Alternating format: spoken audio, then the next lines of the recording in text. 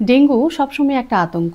Dengue থেকে বাঁচতে আমাদের ব্যক্তিগত সতর্কতা খুবই জরুরি। তাহলে চলুন জেনে নেই কোন কোন গাছ মশা থেকে দূরে রাখতে কার্যকরী ভূমিকা পালন করে। আপনি আপনার ঘরে বা বারান্দায় মশা দূরে রাখতে কোন কোন গাছ লাগাতে পারেন। আপনি জানলে অবাক হবেন, কিছু কিছু গাছ পড়ে থাকে অযত্ন এবং অবহেলায়, তবে এই গাছগুলো মশার জম। যেমন তুলসী, লেমন গ্রাস, পুদিনা, গাঁদা ফুল, ল্যাভেন্ডার, রোজমেরি।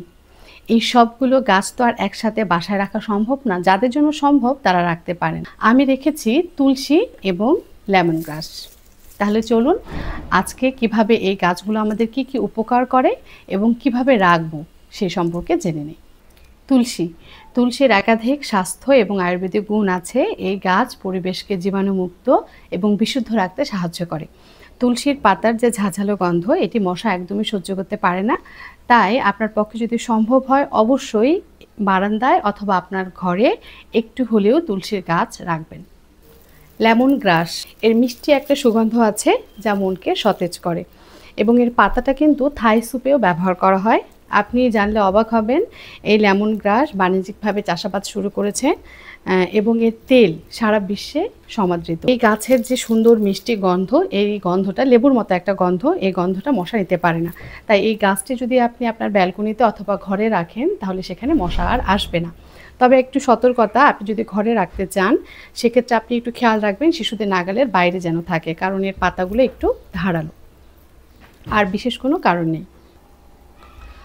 তুলসী এবং লেমন গ্রাস এই গাছগুলোর খুব বেশি একটা যত্ন লাগে না, খুব কম যত্নে অনেক ভালো থাকে। কিন্তু আপনি যদি চিন্তা করেন যে ঘরে রাখবেন তখন একটু যত্ন লাগে।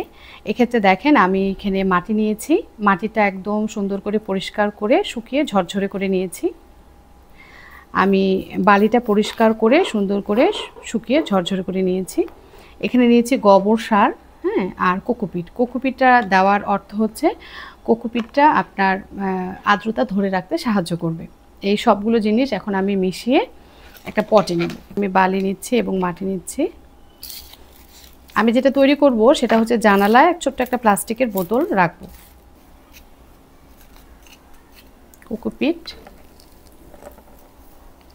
এবং গোবর সার। আপনি চাইলে যদি আপনার কাছে থাকে ফাঙ্গিসাইড দিতে পারেন সামান্য।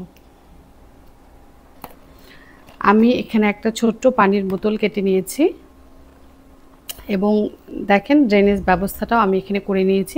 এখান থেকে আমি ছোট্ট একটা কেটে নেব।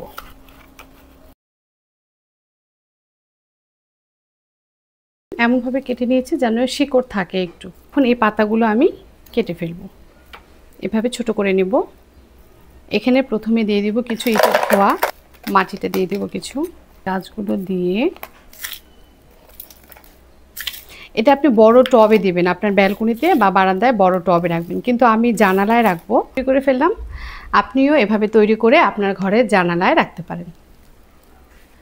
আশা করি ভিডিওটি আপনার উপকারে আসবে। ভালো থাকবেন সকলে।